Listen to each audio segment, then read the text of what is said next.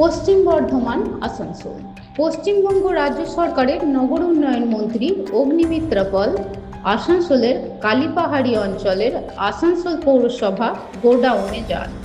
সেখানে উপস্থিত আধিকারিকদের সাথে কথা বলেন এবং সাংবাদিক সম্মেলনে জানান তিনি আসানসোল পৌরসভার গোডাউন পরিদর্শন করেছেন।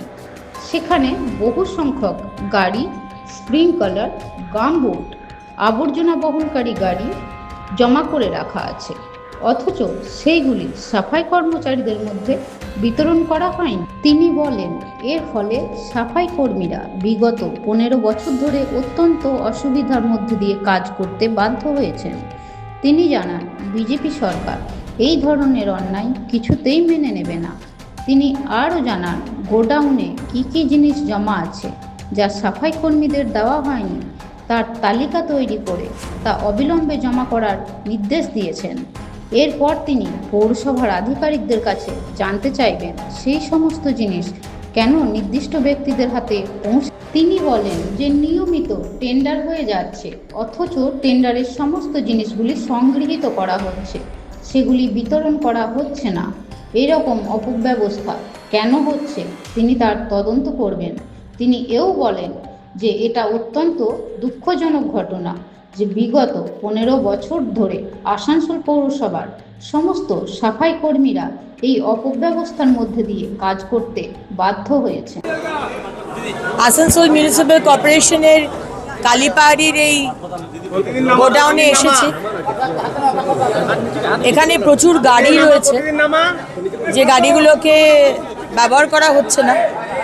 রাস্তা পরিষ্কার করা, স্প্রিংকলার, ময়লা তোলার গাড়ি, প্লাস ম্যানুয়ালি আমাদের যে সাফাই কর্মীরা রয়েছে তাদের জন্য বুথস, বিভিন্ন ডাস্টবিন, বাড়ি বাড়িতে দেওয়ার, রাস্তায় দেওয়ার ডাস্টবিন, সাইকেল করে যে আমাদের ময়লা নিয়ে যায় সেই সাইকেল গাড়ি প্রচুর পড়ে রয়েছে, প্রচুর। সেগুলো আমি জানি না কেন 15 বছরের ডিস্ট্রিবিউশন হয়নি। গামবুটগুলো সাফাই কর্মীদের না দিয়ে আমাদের কাউন্সিলররা কি গামবুট পরে বর্ষাকালে বেরোবেন ভেবেছিলেন? 2000 গামবুট রাখা রয়েছে, অথচ আমাদের এখানে আমরা শুনছি আবার করে নাকি টেন্ডার হয়, আসা হয়, আবার টেন্ডার হয়, আবার করে মাল নেওয়া হয়। আমি জানি না কী সিস্টেমে 15 বছর চলেছে। দুদিন আগে কালীপাহাড়ি ডিচগুলো পরিষ্কার করেছে, সেখানে খালি পায়ে বা হাওয়াই চটি পরে তারা পরিষ্কার করছে। এই সিস্টেমে চলতে পারে না। এই জন্য আজকে এখানে এসেছিলাম এবং আমি কর্পোরেশনের সাথে, আসানসোল কর্পোরেশনের সাথে কথা বলছি।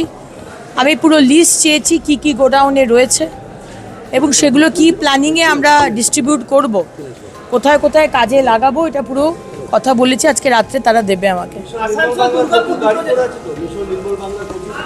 প্রচুর গাড়ি পড়ে রয়েছে, সেগুলো আমি জানি না কেন পড়ে রয়েছে, আমি খবর নিই।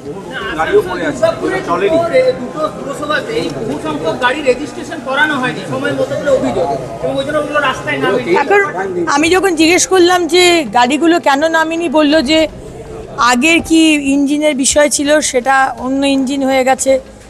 কি ইঞ্জিন বললেন যেন, কে ছিল সেটা, তাই জন্যেই। হ্যাঁ, না এটা তদন্ত মানে আগে তো আমি ট্রান্সপোর্ট ডিপার্টমেন্টকে কথা বলবো, কারণ বিষয়টা আমি জানি না। আগের একটা ইঞ্জিন হলে পরের একটা নতুন ইঞ্জিন যদি মার্কেটে আসে তাহলে যে রেজিস্ট্রেশন হয় না, এটা তো আমার জানা ছিল না। বিষয়টা আমাকে জানতে হবে, তাই যদি তদন্ত করার দরকার হয় তদন্ত হবে। কিন্তু এইটা তো তদন্ত করার দরকার যে এত মাল পড়ে আছে, হিসেব মতো কত মাল থাকা উচিত। এই যে আমি শুনছি বারবার টেন্ডার করা হয়, মাল আসে, অথচ মাল মানুষের কাছে পৌঁছয় না। আজকে গামবুট নেই, আজকে ঠেলা গাড়ি নেই, আজকে চাকা করে যে ময়লা তোলে সেই গাড়ি পড়ে রয়েছে, সেই গাড়ি ডিস্ট্রিবিউট হয়নি। বড় বড় স্প্রিংকলার, মানে রাস্তা পরিষ্কার করার জন্য যে স্প্রিংকলার গাড়ি থাকে সেইগুলো পড়ে রয়েছে।